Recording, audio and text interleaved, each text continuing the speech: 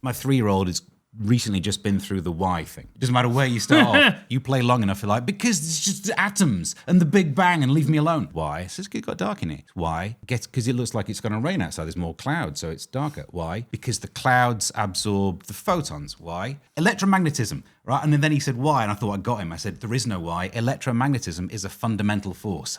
Boom. Why? Oh, you little... Do you not think it's weird that we're probably never going to see King William? Because he's younger than us. William's slightly younger than us, I guess. I don't know. No, William's my age. Bang on my age. We ain't going to live long enough to see King George unless something really goes wrong with William. Outed as a nonce. But some people drink to lose that control, and then eventually you realise, like, no, you're never going to solve the problem that way. You got to enjoy being. You got to steer this ship. I was talking to one of my friends who I hadn't seen in a long time, and she went to me, "Are you still drinking, Francis?" No. She went, "Thank God." I'm like, really? Like, you don't have to be like that. Thank God.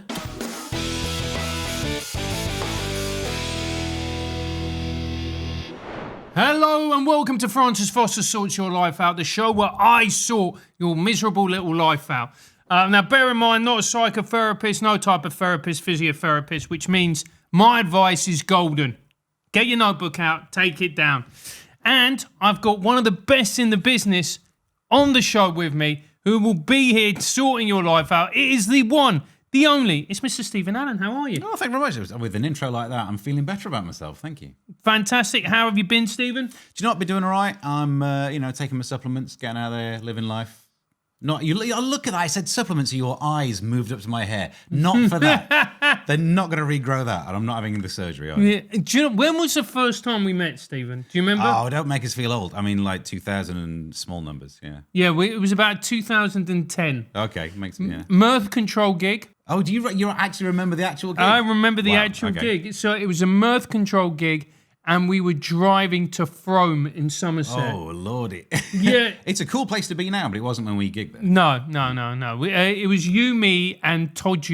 Oh, I'm getting flashbacks to this gig. Oh, and it was just like a horrible, messy gig upstairs in a pub. Yes. Yeah, too well lit. Oh, I remember that, yeah. Yeah, and you were MC. Yeah, and he was the kind of guy who, I think, I don't want to speak ill of people who aren't here to defend themselves, no one wanted to give him a lift because he just kind of just got into stuff in your car. He'd go through the glove compartment, going, oh, what's in here?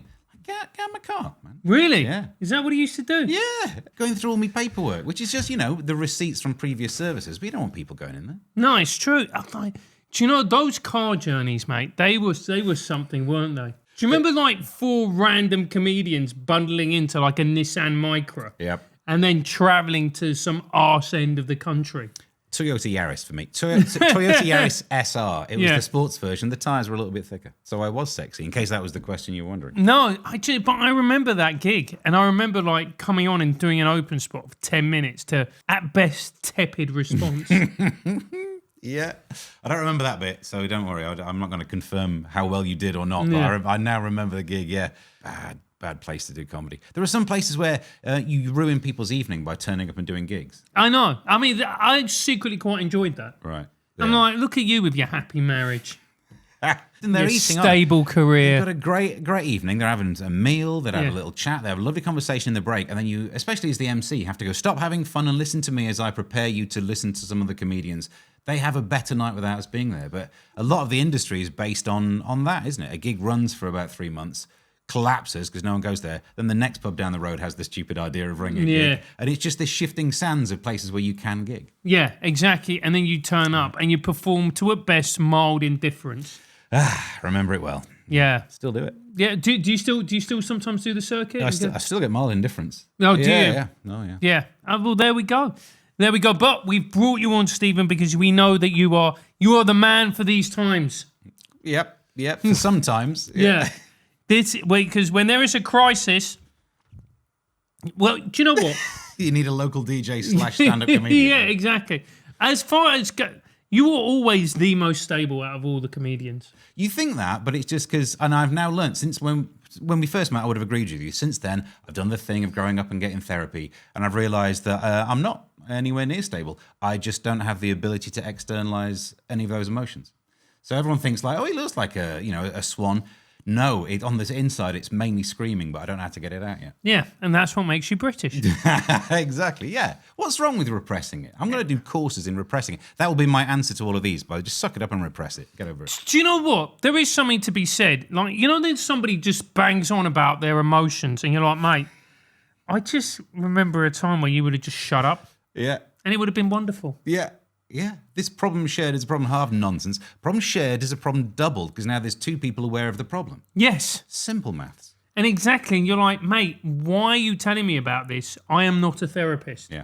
There's nothing worse because we have that question of like, oh, how you doing? Right? No one means it. No. Don't answer it like it's meant as a question. We even don't have the inflection of a question, so get the hint. And it's not, how you doing? No, it's, how you doing? Stop. And if ever you've got a friend who actually answers it, I don't know what to do. I'm Northern Generation X, straight white man.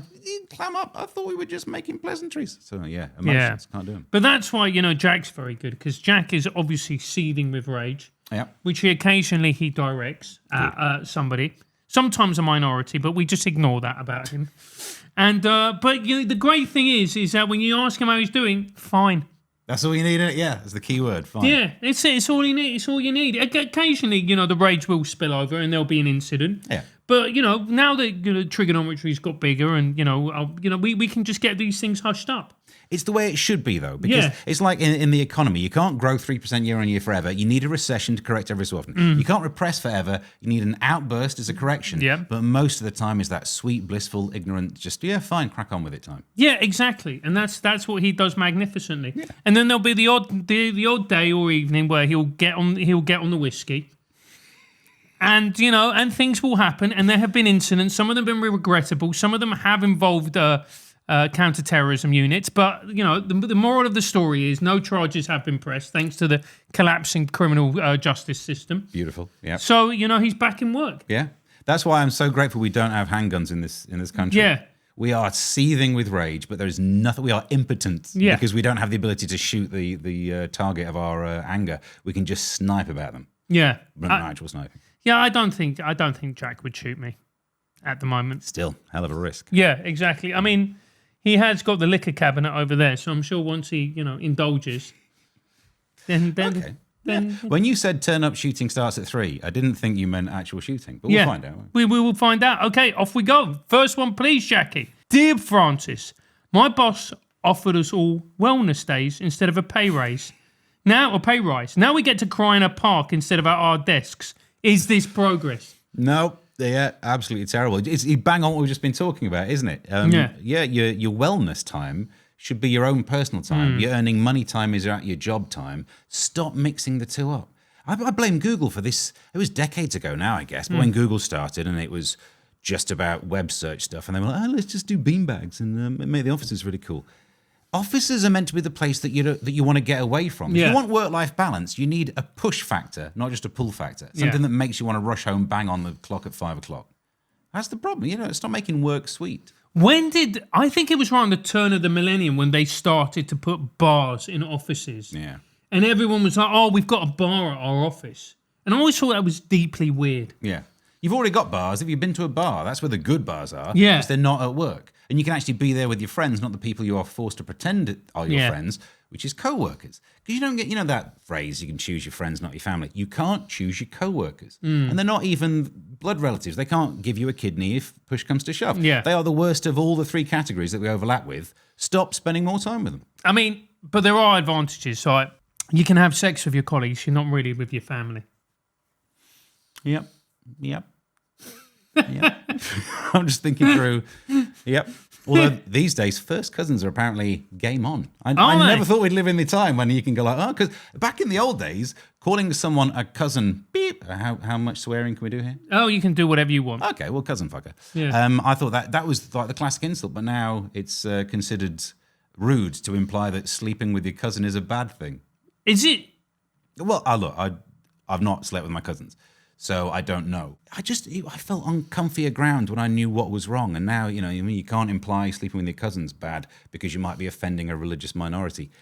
And Norfolk. But still, no, that was whenever you want to feel better about yourself, you look at people like Albert Einstein. So clever, we all feel stupid. But he married a cousin. So I'm better than him in that way. But no. You don't know how fit this cousin is. No, I've seen pictures. Yeah. Oh, really? Yeah. But he was Einstein. He wasn't, he wasn't great in the looks department. Yeah. He was Imagine his banter. I mean, imagine he's so autistic he could barely function. Yeah, well, German. Same thing, yeah. Yeah, marry your cousin. It always reminds me. Do you remember, what's it called? Wolf of Wall Street. Yeah. When he talks about, Jonah Hill's character talks about marrying his cousin. Yeah. And he's like, well, of course, like, I'm going to fuck her. I'm like, who else is going to do it? It should be me. I'm not going to let someone else f my cousin. You know, if anyone's going to f my cousin, it's going to be me out of respect, you know. Yeah, but it's so wrong, isn't it? And then Leo DiCaprio's character goes, yeah, but what happens if, the kid, comes out like retarded? He's like, it's all right. We'll just like drive to a forest and just let him free. So you're free now, like run free. Yep. Yeah, we should be playing that film again more. They should put it back on TV Yeah. to kind of counter the arguments about. We're going through the phase at the moment of people saying, no, really, it's too much to say that sleeping with your cousin's a bad thing. Is it? Is that now? Is the line encroaching? How close does it have to get until you be like, it's really not our business if you sleep with your mum? It feels like it kind of is. Society should get saying that. No, I'd never sleep with a woman that old. I feel bad because I definitely set you up for that and yet foolishly didn't see it coming. It's definitely my fault. That is how I like to do it, Stephen. Ladies. Jackie, where do you stand on cousin shagging? Depends how good looking the man really. No, he doesn't. No. And also, if your cousin's that attractive, there's odds on you should be more attractive as well because you're from a very similar gene pool. So you should be able to do better elsewhere that's not your cousin. No, I disagree. So the only people who should need to sleep with their cousin are so ugly they can't sleep with anyone else, and therefore your cousin's ugly. No, but here's the thing. So, like, my mum, everybody knows, mum's Venezuelan, blah, blah, blah. Venezuela is known as the land of ugly men and beautiful women. So, and it's true, because you will regularly, I used to go to my mate's house, and my mate was like, he's a bloke, and he was a bit of a munter, and he would just have 3 sisters, all solid bangers. Yeah, like the cause. Yeah, it's like the cause. But the thing is, the problem with the cause was he was Irish. Ireland, I'm very sorry, I've got Irish family. That's why I've got a massive potato head, not known for the attractiveness of its women. But can you imagine being Jim Core? I remember his name. Jim, yeah. And having in Ireland those 3 solid gold bangers of a sister. You'd have half the country coming around trying to. Yeah, and he'd be sat there going like, "Oh, if only they were my cousins." Oh, I would rip through them like a recessive gene. Yeah. Oh, but no, sadly not. Oh, mate, look at you with your little bit of science knowledge. I'd rip through them like a recessive gene. Oh, Andrea Core. Yeah, well, we're now ranking the cause. Yeah, let's do it. Jim is down at the bottom. Poor old. Do you not feel sorry for Jim though? The world would just be finding everyone like, "Oh, I'd love to sleep with cause." Well, not Jim. I mean, it was. I don't know. I feel not sorry enough for him that I'd no, come on, all 4 of you. But the thing is, like, this is the way my twisted brain works. If I was a woman, I would probably shag Jim Core, and I'll tell you why. Because I would like, look at his gene pool. If we have daughters, they're going to come out and turn in, they'd be bangers. Yeah, but if you were a woman, you'd be more attractive because of your Venezuelan background. Oh, yeah. You Mate. could do better than Jim. Yeah, that is true. Yeah. That is true. But women, God bless them, are mental. So their decision making is incredibly poor. Yeah. I always think this when I go on a date with a woman. I'm like, the fact that you're here just speaks volumes about your own mental health. Well, it's because they don't have a lot to pick from. They're left with, biologically they're attracted to men and look at what we men are like. Yeah. And there's also, I suppose there's some interaction in their psychology. Now that I'm a father, I wonder how much of a daddy issue I should be programming into my daughter just to get her back in the game. Do you know, at some point she's going to... Oh, right, in the game, not... Right, okay. Not in the game, no. And I mean, I'm also now of an age where granddaddy issues are more appropriate. Daddy issues ain't going to help me anymore, are they? But without those kind of messed up psychologies, why would women spend their time with men? It feels like we're not the best place to invest your efforts. No, it is true. Although, in order to paraphrase, Chris Rock, one of the greatest comedians of all time, have you ever heard his bit about fatherhood? No. He goes, "You've only got one job. Keep your daughter off the pole." It'll be the only job there is in an AI world future. Yeah. So I don't know, it's that comedy piece was of the time. He didn't have ChatGPT to mix into the whole argument. Or OnlyFans. But kind of it is. OnlyFans, again, yeah. I don't know, man. I think they're the next ones to go, though. Like, AI is now getting so good at pictures. As soon as ChatGPT came out, we heard they'd replace lawyers and radiographers and people like that. And now the pictures are so good.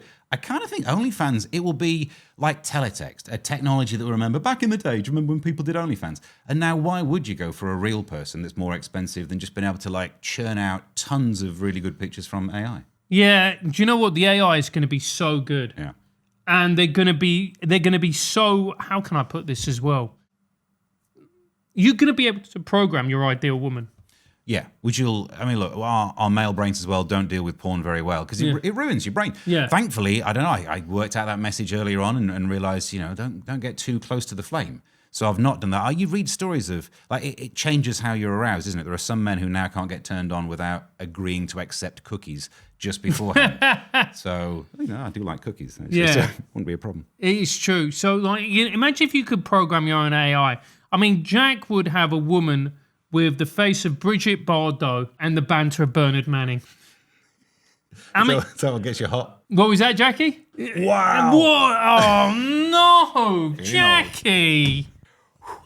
You don't know Bernard Manning? Two nuns in a bath. You would love Bernard Manning. Do you know the rest of, do you at least know that joke? Two nuns in a bath. One says, "Where's the soap?" Other one says, "Yeah, it does, doesn't it?" No?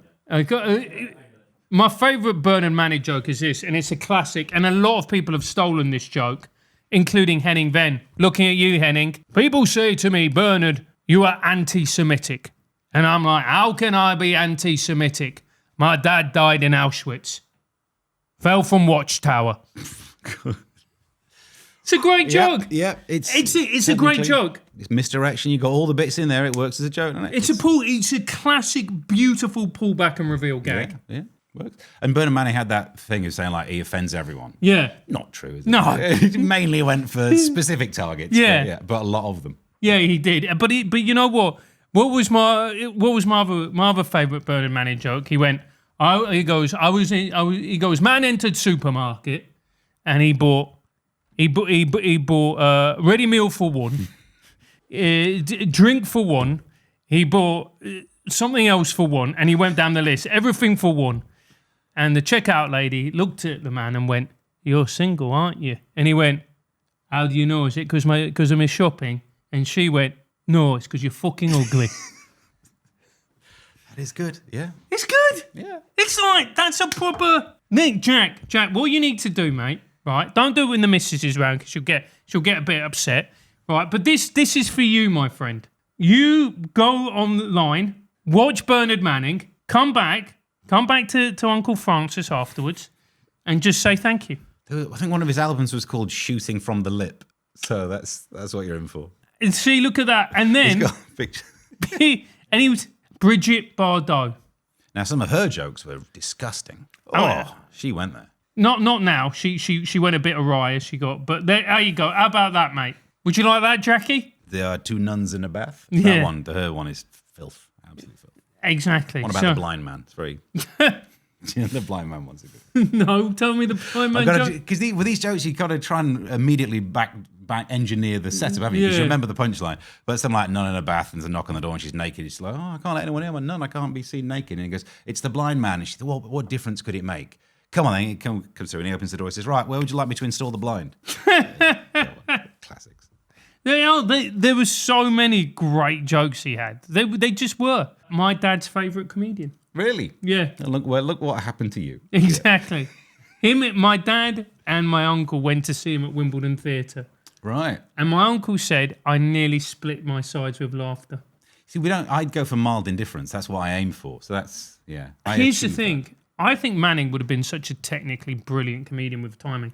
I reckon you would have, if you'd gone there, you wouldn't have been able to help. Oh, yeah. Also, I think if you're in a room that full of people laughing that much, it has an impact on you, whether you like the joke or not. Yeah. You're right. The rhythm, the social element of that's why people laugh, isn't it? Because everyone else, if ever you watch a comedy thing on your own, sat at home, you tend to not laugh because there's not that trigger. So yeah, I reckon you'd definitely go for it. Yeah, he'd absolutely smash it. The letter you'd have to write afterwards. Dear Bernard Manning, I was appalled at your blah blah, because you've got to pretend to be upset. All right, so back to this. Is this progress? Wellness? No, it's not. I think it's more lip service to our mental health. rather than, because if you have too many wellness days, let's just extrapolate this forwards, you get lower productivity, you get a poorer nation. We all then moan because inflation makes you feel worse, and yet you think the win is the wellness day. You get another day off to do what? To sit around and watch daytime TV and moan about stuff. I don't know. I'm all about curing these issues with harder work. I spend a lot of time, as much as I, not here to be too serious. I spend a lot of time, reading about Stoicism. I think it's the only thing that's going to keep me from the edge. It's what you need, and that is basically the philosophy of stop moaning about it, isn't it? Well, you're talking about Meditations by Marcus Aurelius. Yes. Do you read that every day? No, I don't read it every day. I don't read anything every day these days. I got Twitter to try and pay attention to. I got games on my phone where I'm really building up like a really good farm. So I've got stuff like that. No, but I just, every so often when I feel like things are a bit too much, it's nice just to get some of those messages of keeping you in the middle of your oscillating moods. And that's the happy space. People think the joy, you don't want to be up there all the time. You want to be in the middle. You don't want to be too happy, and therefore you won't go on a killing spree. What do you think Marcus Aurelius would have made out of Bernard Manning? Well, I suppose he couldn't have enjoyed it too much. No. Imagine if that was the thing that just, I had such a great time, now I'm going to have a miserable week. Damn it, I've got to balance this out. All right, I think that's absolutely fair enough. I've got a lot of mates who pretend to read Meditations by Marcus Aurelius. I'm not sure how true it is. Yeah. I just Google, Stoicism, whatever it throws at me. If it's made up from AI these days, but I'll drink it. I've got a mate who's a teacher, and he's introduced a program. They're going to roll it out countrywide where he is going to be teaching Stoicism. They teach Stoicism to kids. Good. Yes, exactly. It's the opposite of what's happened. Yeah. I think, look, we all have a whiff of anxiety, but if you change it from, here's the thing you could have every so often, to this is your identity, you're a person who suffers with. Yeah. This is the thing, when I used to be a DJ, we used to have to be forced to learn NLP, neuro-linguistic programming, because they thought that would make you a better presenter if you were more skillful with the words in the 3 seconds you're allowed to talk between songs. And then in there you learn about identity and behavior, the different levels. And if you're a smoker, if you say, I smoke, it's easier to stop. But if you say, I'm a smoker, it's part of my identity, I can't change that. And that's what we've done with all mental illness things. We've made it part of your identity. So asking you to change it, to cure it, would be asking you to remove a bit of yourself instead of stop doing the bad thing. And it's also the bit of the self that gets you attention, because it's far more difficult to get attention through having, accolades, achievements. Yeah. Like you and your ADHD. Yeah, exactly. Yeah. Me. I only took the badge off just before we filmed. I know. The lanyard. Yeah. I make sure to wear the lanyard because it gets me served quickly in the supermarket. Good, because you can't hang around there long. I can't. Be out of there, wouldn't you? Yeah, I would do. It can't leave me with the fruit. I'd start humping it, mate. All right. Dear Francis, a mate told me he hasn't read a book in 5 years and doesn't see the point. He then quoted 5 podcasts in the same conversation. Francis Foster sorts your life out. Do we really need books anymore, or am I just old-fashioned? No, you don't need books. Yeah, because there must have been a time when books were invented and everyone was saying, kids these days with their face in books, look up, will you? Why are you wasting your life like that? And then slowly we get, no one really moaned about radio, but then TV comes along. Read books instead of TV. I'm not sure. That argument, that's kind of the generation I grew up in, TV versus books. And I know now it's internet versus books. But I remember having an epiphany thinking, there's BBC4 that has documentaries, and there's about 12 books written by the model Jordan. So just because a book is a book doesn't mean it's better than telly. You know what I mean? You will definitely learn more. So there's probably greater information to be had in podcasts. It depends which books. And if you're not interested, do whatever you find interesting. Even if it's just a rabbit hole dive on YouTube, you'll learn stuff if you're interested in it, rather than sitting there struggling to read a book. However, you do feel superior. I love that. I love it when people go, did you see the film? You go, no, I read the book. Yeah, and then they go like, wanker.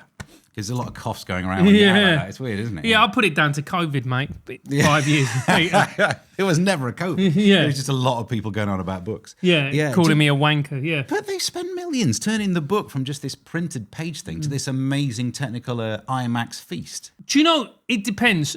Very occasionally, the film is actually better than the book. That can happen. Now, if you're going to ask me to quote, I can't. I think The Godfather, I read the book. The Godfather, the film was better than the book. But generally speaking, if you do read the book does tend to be better. Because it's less trimmed down to fit in an hour and a half. Yeah, and it's just because you do the work, so you see the characters in your own head. Do you do the thing where you never sound out proper nouns? So if I see someone's name in a book, I never bother to think, how is that pronounced? Yeah. I just recognize the shape. So later on, if I'm talking about the book, I'm like, oh, the character it begins with a P, and I've not remembered the word anymore. It's just like that shape. I don't need to sound it because I'm not making the film. Yeah, I don't. I'm also not very good at reading. If I'm brutally honest, I probably, if I did some tests, would be flagged up as a dyslexic because I struggle and the words jump around. But it would go against That would my be the drink, mate. Isn't it? That's also that. But I don't want to be one of these people that gets a condition in later life and goes on about it. You know what I mean? Oh, it's the worst. You know what I mean? It'd be like as a bloke getting a tattoo in your 40s. Yeah. So look, I'm just not skilled at reading, but I'm really good at watching stuff. So Yeah. The Lord giveth and the Lord taketh away. I mean, that is very true. Do we really need books anymore? Do you know what? I do like the sense of achievement that you get from reading a book. That's actually one of the things I love about doing Trig, is that I read the books by the guests, and people go, why? And I'm like, because I know that if I'm not forcing myself, I won't do it. Is that what you're doing during the interviews? Yeah, I'm like, wow, this is really interesting. Like, well, I didn't never realise that. It's a mental illness, huh? There you go. Then by the time you close, they've gone. Yeah, exactly. But no, so I do like to read it because it's a good thing to do.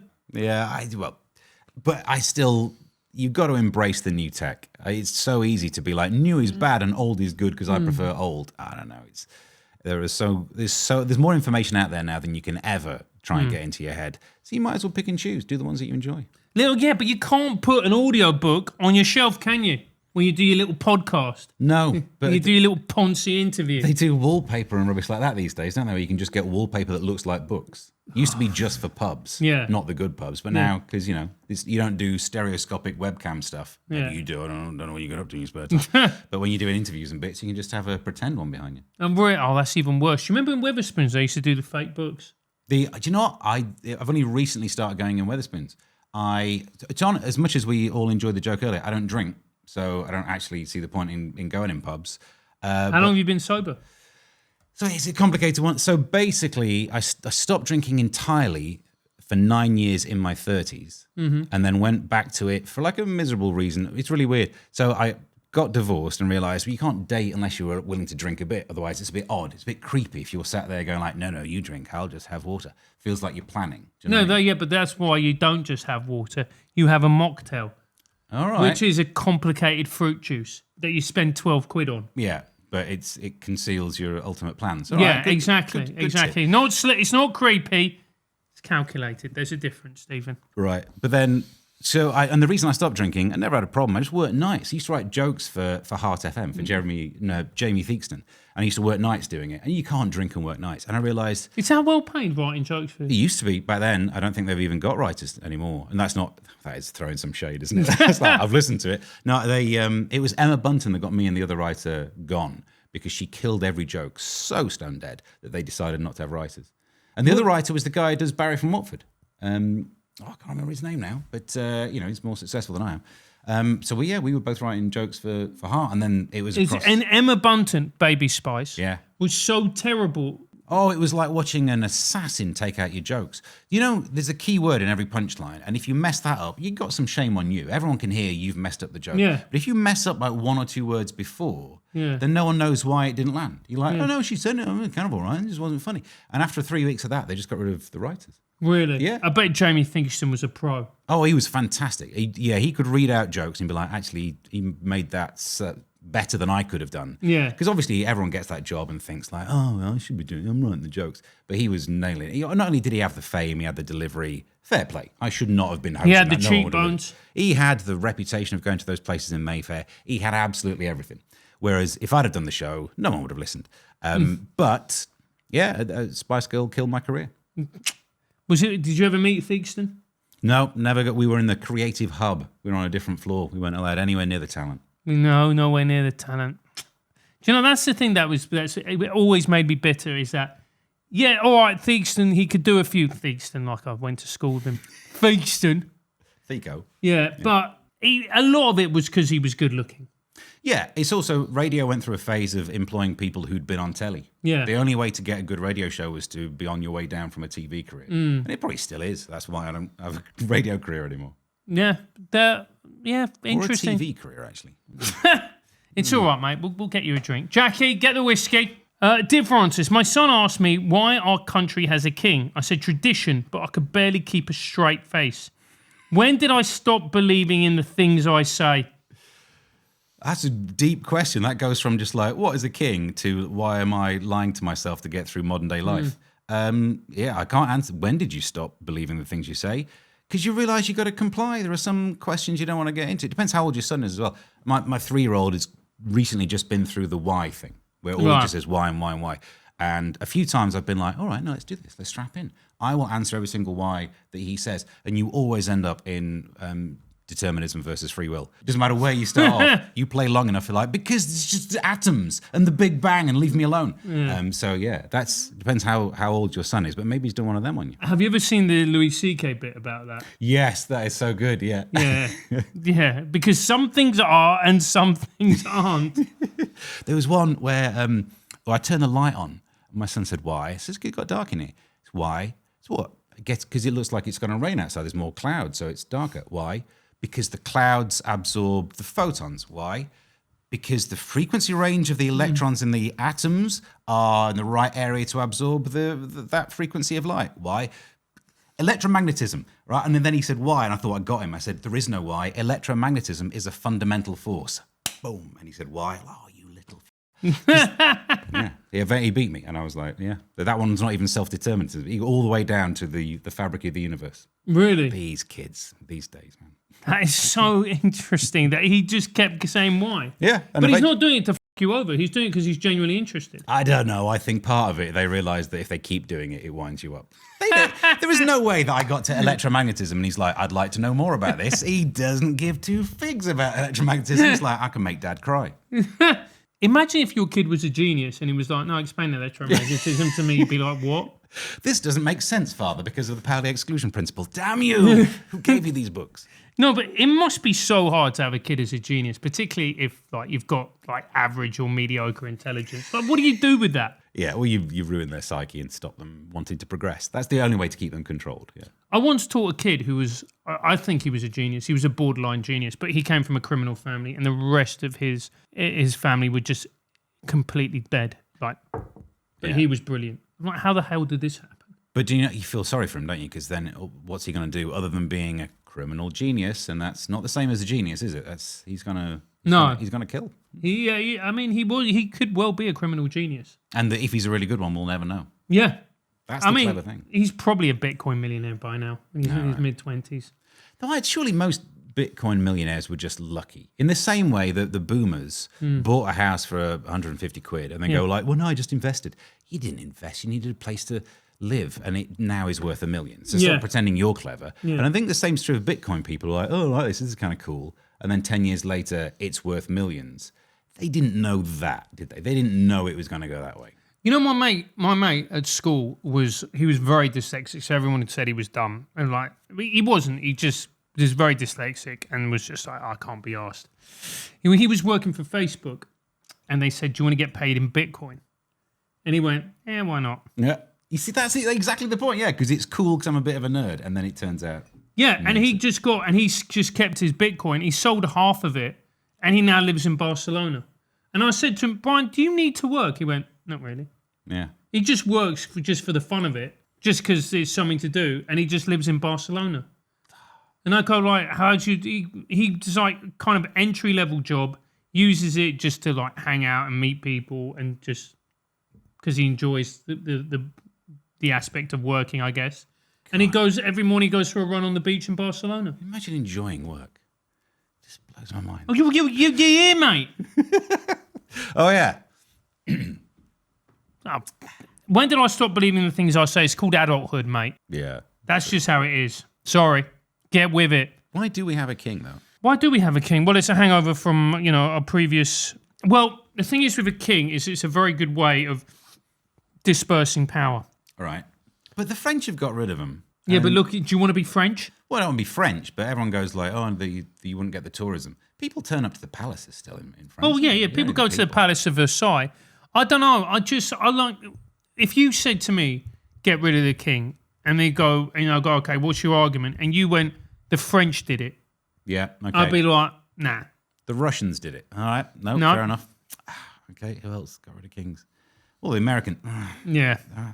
All right, fair enough. If I said get rid of the king, but I meant it was your mission, like I'm going to give you a few weapons, you're going to go undercover, you have to take out the king, then would you be more interested?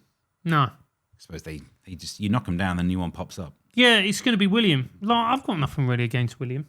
Do you not think it's weird that we're probably never going to see King William? What do you Because mean? he's younger than us. Oh, no, was he here? Oh, George is what, that's the George one I'm thinking about. William's slightly younger than us, I guess. I don't know. No, exactly. William's my age. Bang on my bang on. age. Yeah. So you're never going to see King George. Everyone's like, oh, the new George comes along. We ain't going to live long enough to see King George unless something really goes wrong with William. This is just fiction. We will never see it. Outed as a nonce. That'd be covered up. Can you imagine there is no greater nonce cover up than if you were in the royal family? If the church could do it, the royal family could bury that stuff. Come on. I mean, Andrew is so thick he exposed himself.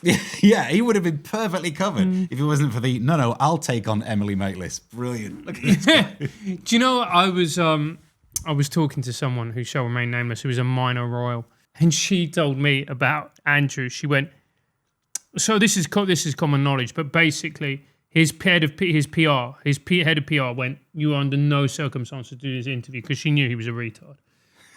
And he went, well, I'm going to do it. And she went, you do this, I quit. He did it, she resigned. Yep. But this is how retarded the man is. When he walked out of that interview with Emily Maitlis, he legitimately went, nailed it. Yeah. Although I've had gigs like that. That went well. Yeah. They're going to invite me back to Frome in Somerset. He got mild indifference by Maitlis, yeah. Yeah, It was the best career self-immolation up until Greg Wallace's it's middle-aged women or middle-class women of a certain age. Who do you think watches MasterChef, mate? You've literally shot yourself in the foot. It's amazing to see people kill their own careers like this. You know what I love about it is like when people go, look, it's not my fault I downloaded all that child porn, mate. It was my ADHD medication. Yes. I love that. And Greg Wallace went, look, it's not my fault. I've got autism. And I'm like, this is brilliant. It's really unfair for people genuinely with conditions who are like, oh, don't make it seem like, I've got enough to go on getting through life with a whiff of autism without it being like, oh, this is the thing that you better check your internet history. No, it's a Greg Wallace excuse. Isn't there actually though one of them? It's a Parkinson medication which actually does lower inhibitions, and therefore it's been linked to people doing dodgier sex stuff. There was a story maybe last year about it. And all of the people interviewed had missed the obvious thing, that it's not the medication suddenly turns you gay, which is one of the stories. Yeah. It's like, no, you were gay. It's just lowered your inhibitions. It doesn't change you. It just means you stop repressing yourself. Yeah. All of this stuff like, and I took this medication. I was on these websites. Can't believe you always wanted to be on the websites, my friend. That's you. Yeah. Jackie, if you took that medication, what do you think you'd end up doing? Brigitte Bardot, by the way. I like, it's, when people just go, yeah, that wasn't me, I was drunk. I'm like, no, my friend, that was you. That's the real you. That is the real you. That's why I don't drink. Never want to meet that guy again. Yeah, exactly. That's why I don't drink. Because of the guilt. The next, that weird thing where you wake up and like, I don't know what I did, but I did a thing. No. With me, it was like, terrible depression. Oh, really? Yeah. You were a depressed drunk? Oh, yeah. It just went, whoa. The next day, So have you fully stopped? Yeah, I haven't had a drink since 2011. I'm trying to work out how many years. Oh, that's impressive. 14 years. So I think, so I did 9 of no drink at all and went back to pretending to drink, but actually not drinking, just so I don't have to say, I don't drink. But I don't drink. I mean, I can't remember my last one. So it's pretty good, isn't it? We should, it's bizarre, isn't it? We should be proud about this, but I never am. People imply I like a drink. Well, yeah, I like a drink as well. Because you just don't want to start the conversation. Yeah, I remember my last drink. Yeah. Well, I guess it wasn't a good one. No, it was. I was at the Edinburgh Festival. Yeah. And I was going out night after night after night, and I was sharing a flat with a comedian, lovely lady, Josephine Lacey. It was about 3:00 in the morning, and she came to get me. I was in one of the bars, and she went, "You're coming home," and I went, "No, I'm not." And she is a Jamaican lady, and she went, "No, you're coming home," and I went, "No, I'm not," and she literally grabbed me and dragged me out of the bar. And you didn't want more of that? Oh, okay. But it just wasn't, I wasn't in control. You know what I mean? Yeah. Wasn't in control. There's nothing, I think some people drink to lose that control, and then eventually you realise, like, no, you're never going to solve the problem that way. You got to you got to steer this ship. Yeah, I remember I was talking to one of my friends who I hadn't seen in a long time, and she went to me, "Are you still drinking, Francis?" I went, No. She went, thank God. I'm like, like you don't have to be like that. Thank God. That's the whiff of the sitcom thing of like, oh, she's no longer my girlfriend. Thank God we hated her. She's my wife. That kind of, Yeah. Thank God. I'm like, all right, fair enough. We all hated the real you, is what she said. Yeah. I would just, it wasn't good on it, sadly. Dear Francis, my friend says he won't date women who talk about astrology. I said that's unfair. And he'd asked me if I'd date someone who believed the earth was flat. Is that a fair comparison? Yes, I think it is. Both wrong, both foolish. I think you're aiming too high. If you don't want to date women who are into astrology, I think you're aiming too high because it's quite common. Yeah. I don't want to be too harsh here, but if one were to gender stereotype, you would say, look, there are certain women that enjoy it, and it's nonsense.